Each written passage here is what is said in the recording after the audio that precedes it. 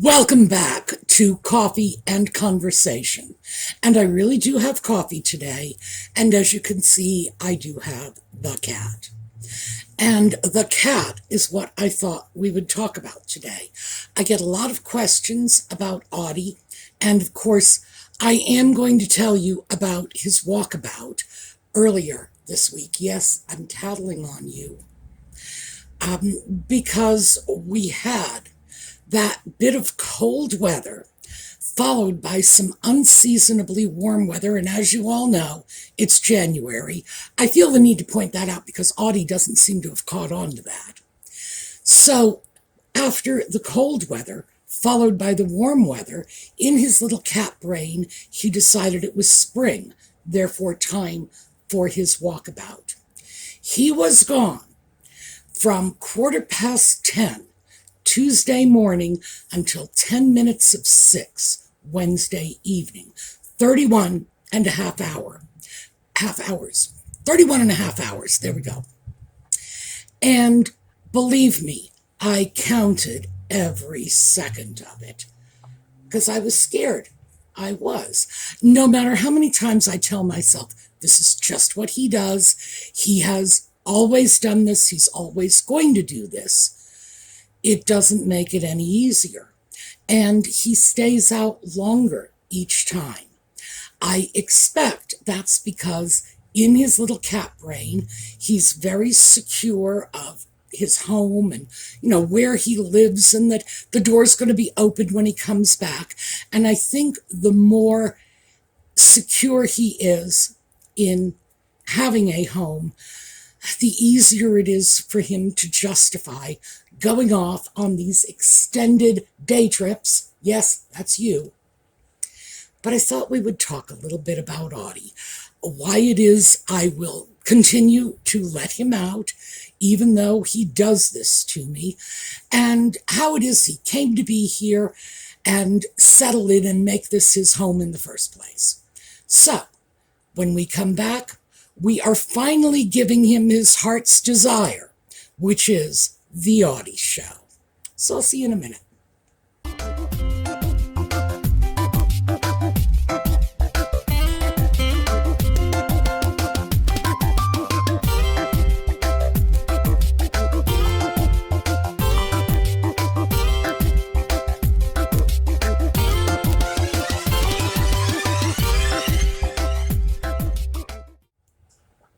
So the coffee, as you can see, is with us. We have the little fake black cat as well as the rather large real black cat. Audie, to the best of my knowledge, is around 8 years old. I don't know for sure he was a stray. They had to estimate his age. And frankly, when he was seen by the vets at that point, it was under difficult circumstances. So, let me go back and explain a little. There have been many stray cats in my area for some time, and I was feeding them. And one of my neighbors actually said, you're encouraging vermin. Like, yeah, right. This is the neighbor, by the way, who kept his own midden pile. Now, I studied midden piles in anthropology. So I know what to do when I find one, but I had never actually seen one because I had spent all my life in cities. And in cities, you are not allowed to simply put your garbage out in a pile by the side of your yard. It's, the Board of Health will come. But yeah, these neighbors had their own midden pile, and they said that feeding the cats was responsible for the vermin. In fact, it is not. They have done plenty of studies about cats. Cats are very efficient hunters, and a well-fed cat is a far more efficient hunter than a poorly fed cat. So people who say, well, I'm not going to feed the cat's going to go eat for itself. No, that's not how it works out. You feed your cat well, and they are just a killing machine. And by the way, I found that out Tuesday, the day Audie went on his walkabout, because my yard guy came on Tuesday It was a nice break in the weather, and we had had snow, and the yard was kind of a mess, fallen tree branches, and a whole bunch of other issues that couldn't be taken care of while there was snow on the ground. And he did point out the rather large number of vermin carcasses in the yard. So when Audie wanted to go out and play with him, I had no trouble with this at all. Audie is very, very fond of the yard guy. Audie is very fond of anybody who comes to his house on a fairly regular basis because he loves people. So Tuesday rolls around and I let Audie out with the yard guy. But regardless, back to our story about the strays. So I was feeding the strays, and I don't have to do this anymore. There's a horse farm about a quarter of a mile up the road from me, and they have taken over, this is good. They can do a better job than I could. They have veterinarians that are on call for them.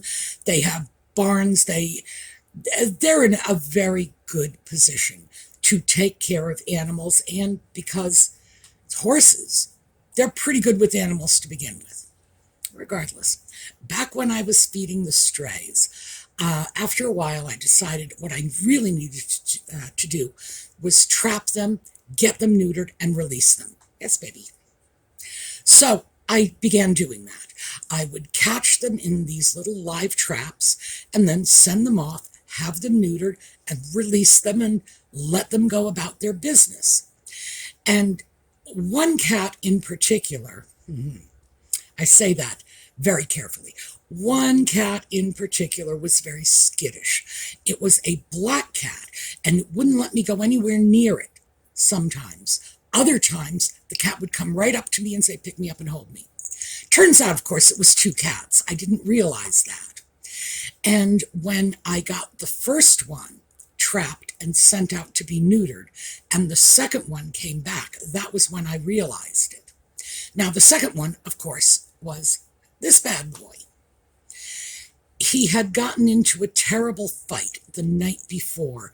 I trapped him and was able to get him out to be neutered. So he had to have his injuries looked after. They had to keep him for an extra day. The neutering did not go off without a hitch, because it turns out that Audie only had one little dingleberry to begin with. And I don't know what to say. It was just a strange situation. They brought Audie back, and after a day or two of keeping him in the trap, so that he didn't exert himself and could recover, I decided it was time to let him out, open the trap door, and he just followed me into the house. Meantime, I had a dog. Now, the dog, Hannah, she was a very high-need dog, sweetest dog in the world, but high-need. She had been rehomed to me, and the reason Hannah came to stay with me was because I was walking just about 3 miles before dawn every morning. And that's about an hour walk for me. I walk about a mile in about 20 minutes. That's my usual walking pace. And I was doing this every day. It's like this hour of my life. And I thought, I could do with a little companionship, and a dog might really benefit from this. So I went on Craigslist and found a dog that someone was looking to rehome. It was Hannah. I had never had a pit bull before. I'd never even had a short-haired dog before. So this was all kind of new to me. Hannah had not been a pet. I have no idea how the previous owners categorized this dog in their minds, but she was out in a 6-foot run in the backyard, had never been in the house, was not housebroken. She was about 8 months old at the time, and she'd just been out there night and day, day and night. I don't think anybody ever paid any attention to her, and I know she was not properly housed for winter. I am in Pennsylvania, and the previous winter had been very cold, and she was just out there all by herself, ignored and abandoned. And she spent the winter they had a shelter for her, a rickety little doghouse, but that was it. I believe they were feeding her because she was alive, and even though her health was compromised, I just don't think they were feeding her on a regular basis. I think they would feed her when it occurred to them to go out in the backyard and check on her, and I'm not sure that was every day. Regardless, dog comes home with me. She is not housebroken. She has never had a collar on her. She has never been walked on a leash. And I looked at the dog and said, well, we need to change that. I took a piece of clothesline rope, and that was how I got her out the first morning. Clothesline rope, tied it around her neck, not in a slip knot. I didn't do that. I just tied it around her neck and said, well, here we go. We're going to walk to the store and get you a collar, which we did. And with a real collar and a real leash, the store's 1.5 miles from me. By the time we got home, which was about a 30-minute walk, she knew what the collar was, she knew what the leash was, and she was walking by my side very nicely. I put her in a crate. People were advocating crate training of dogs, but I put her in the crate mostly because that doghouse she had was sort of the only security she had known, and I thought we kind of need to replicate that. So I had a crate, put her in there, put in a nice little fluffy bath mat, and I had the foresight, thank goodness, as I would later discover, to put a heating pad under the bath mat. So she's in the crate and nice little gentle heat in there. The crate became her go-to place for like the first year that she was with me. So I could open the door, it didn't matter, she would stay in the crate. But she had a lot of trouble socializing because she had never been around people, and she would get too excited. And eventually, she got potty trained very, very quickly. She had that all worked out. She was smart and she was eager to please. So potty training her was not a problem. It became a problem later because she was accustomed to going out the back door to do her business and going out the front door to go for a walk. So front door, she's walking, back door, she's piddling. And I was never able to sort of reset that in her head. But the reason that these stray cats were all being fed outdoors was because the dog, who by the way had bad arthritis, the vets speculate it was probably from being out in the cold all her life. She had bad arthritis and, as I say, socialization problems. She was terrified of trucks, and always. My neighbor across the street has a truck. He was very, very good with her, and he taught her to jump into the back of his truck. He also taught her to drink out of a water bottle, but she loved him. She would have followed him to the ends of the earth. So we got her away from the truck fear, except for the trash trucks. She was always afraid of them, and she would never willingly walk under the bridge with a train going over top of us. That was too scary for her. But she was afraid of the creek. She was afraid of everything. It took a long, long time to get her to accept that the world was not a terrible place. That's why there were no other cats or anything else, no other animals in my home. I had taken in a litter of stray cats that they were feral. I just called them stray. No, I had taken in a litter of feral kittens. And one of them in particular, I called her Monkey, would dig into her litter pan and take the poo in her paw and fling it at the dog's head. Gosh, Hannah hated that. But yeah. Oh, and Monkey, by the way, ended up getting a good home. I'll tell you the story of that litter of feral kittens some other time, but that's off topic. So I wasn't about to take in a cat when I had the dog. Audie walked into the house, past the dog, was just like, yeah, you're nothing. I got into a fight with a fox 2 days ago. By the way, that was what the vet speculated had beaten the daylights out of Audie when he went in to be neutered. Yeah, we think he went up against a fox. So Pitbull was nothing. Audie walked in the house, got his chair, and said, "This is my chair. This is where I live." And then he started in on me, whining and wailing to be picked up. Now, I tell people I named him after Audie Murphy, and that's not true. Audie Murphy was a fine actor and a brave war hero and worthy of having a cat named after him, but that's not where Audie got his name. I had a friend who had a granddaughter named Audrey, and Audrey would scream. She was a baby, but she was quite spoiled. She would scream her little lungs out if you didn't hold her all the time. You know, you want to go get a cup of coffee, you're going to have to bring that baby, because if you set her down in her crib or her playpen or wherever, she's wailing.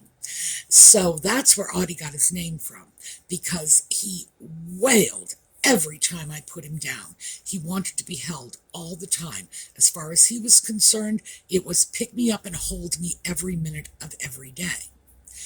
That is because Audie was a social cat, and he had been out on his own, and he didn't care for it very much. He simply came into my home, I think, basically at first, because I was a human who would pay attention to him. It very shortly came to be, he came into my home because he loved the dog. You know, he walked in because I was a human, stayed because he became very, very attached to the dog. I think Audie, and I know this sounds like weirdness, but I think Audie had some sense of Hannah's great neediness, that, you know, all was not right with this dog. She was a sweet dog. She was kind, she was gentle, she was very loving with Audie, even though she was terrified of him. But Audie would try to teach her to kill mice, and he would catch a mouse, bring it over, drop it in front of her, and wait for her to kill it. She wouldn't. The mouse would skitter away. He'd go back, get the mouse, drop it in front of her, and this would go on all evening. I don't have a television, and here's why: I don't need one.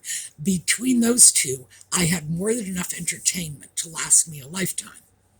But no, he never did get the dog to kill mice. And he would occasionally bring dead, the already killed mice to her. It's like, here's a treat for you. And the dog would get up, and it's like, that cat is putting vermin in my bed. And it's like, I thought the one throwing poo at me was bad, but this one, ooh.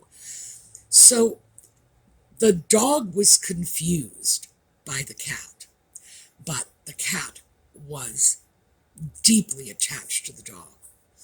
And when Hannah's arthritis resulted in a serious fall, she was partially paralyzed in her rear legs. That wore off, by the way, so it was probably just nerve damage rather than anything else. And Audie became almost obsessed with her at that point.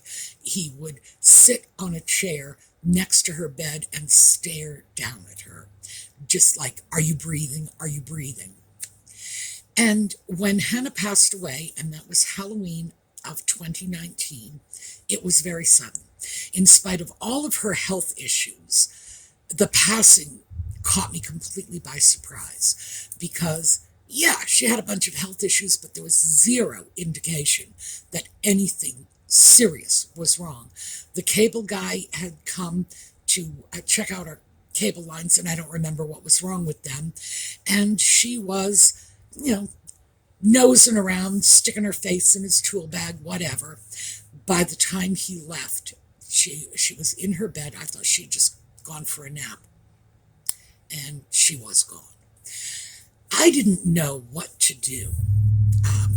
I just thought, well, it's a small cat. The dog is dead. What do you do about this? And I thought, well, if I had a small child, I would not let it see a dead dog. I would not do that. So I have a pet crematorium. It's practically across the street. And I called them, and within 5 minutes, the dog was removed and they were taking care of the remains. Audie never knew that his dog had passed away. I later learned from talking to animal experts that that's not how you do it. You need to let the animal sniff the deceased friend, and then they know it's gone, and then they can get on with their lives. So, my bad, I screwed this one up.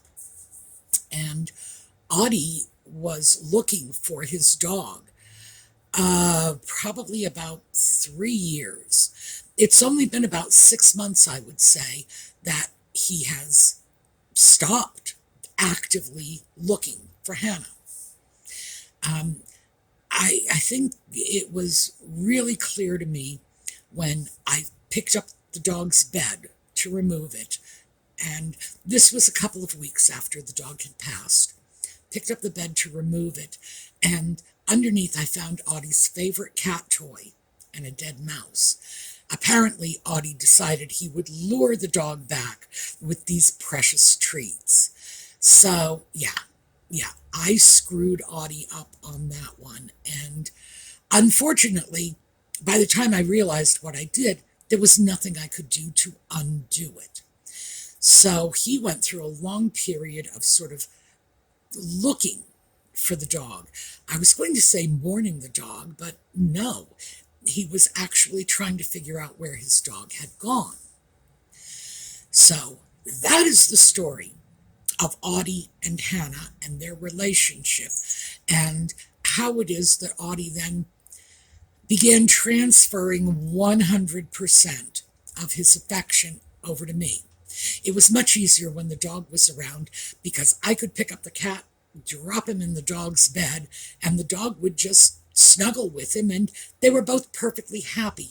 Because when there are 3 of you in the relationship, one of you can occasionally take time off. But now it's just me and Audie. So now he wants attention all the time. He is right behind me, sleeping on, well, it's not sleeping, but he is sitting on the chair. All right, yeah, I know. I said, see, as soon as I say that, he's got to get up and get into my lap. What this is all about is that 31.5-hour walkabout. He did not like being away from home for a day and a half. It was almost a day and a half. You know that, don't you? He didn't like that.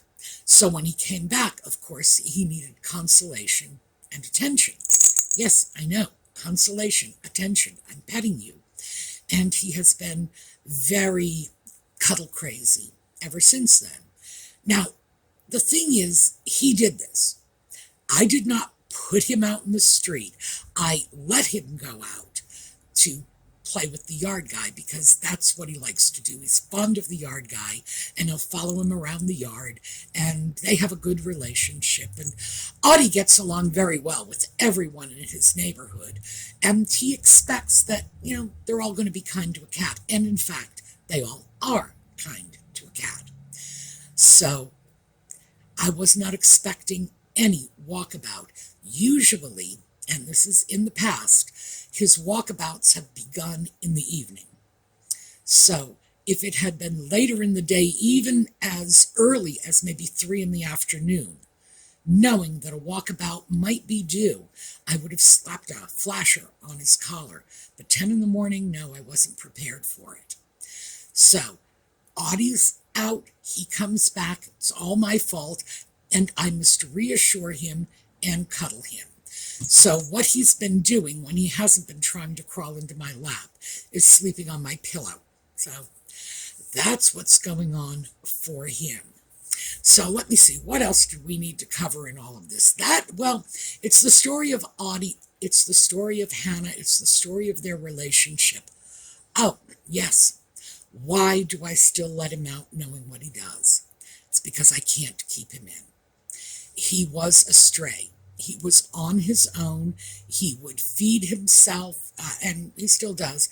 Like I said, the yard guy says there was a boatload of vermin out there, and he's been living in a home, a warm home for a while, and the yard guy was last out here picking up the yard in November. So that was approximately 6 weeks worth of vermin That's all. Um, it's what he does. It's who he is. But he won't stay in. I would prefer if he did stay in. People write in the comments all the time, you shouldn't let him out. Oh, I know. I know. But it's what he's going to do regardless. If I try to keep him in, what will happen is eventually he will get out and not come back. And in that case, his survival chances are going down considerably, because at this point he has become quite used to having a warm home and food on the table. So, yeah, I wish there were some solution. I am actively looking to LoJack him.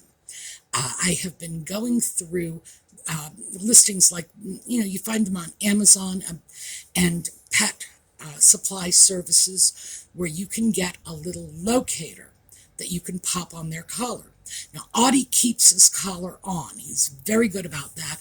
He will very, very rarely lose his collar. I've had him 7 years, and I only think he's taken off his collar once. So if I clip something on his collar, it will stay on.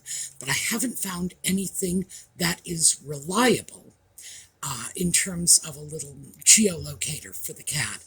But technology is always improving, so I am keeping my eyes open, because that would certainly put my mind at ease when he goes out on these walkabouts. He's still going to do it.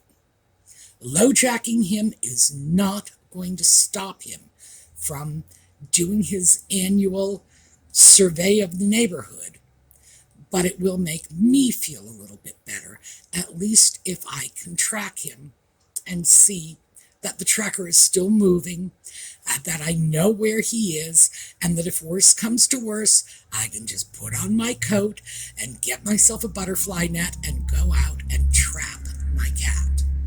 So, we'll see what happens on that. By the way, if any of you do have good resources for little kitty LoJack tags, I'm all ears. Let me know in the comments. But yes, this is the Audie Show.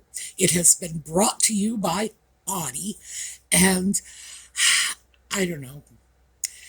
They say that dogs have masters and cats have slaves, but I am, in fact, a kitty slave, as you can obviously tell. But yes, he is my fine boy. He has been photobombing my videos virtually from the beginning of this channel. And this channel was launched in 2019.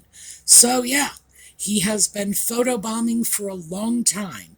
He considers this his channel, and you are his audience. So it's about time he got a show of his own. But again, in response to the many questions and comments I get, that is the story of Audie.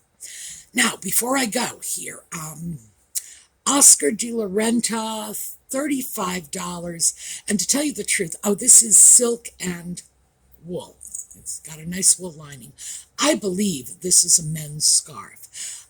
Several of my scarves, by the way, are probably men's scarves, and I like them because they're simple. I can just toss them over my shoulders, and that's it. Scarf, good to go. All right, we're going to take a look at a slideshow on the way out. It's going to be an Audie slideshow, and I will see you all next time when we will have real programming that's been organized by a human rather than organized by a cat. And in the meantime, have a terrific day.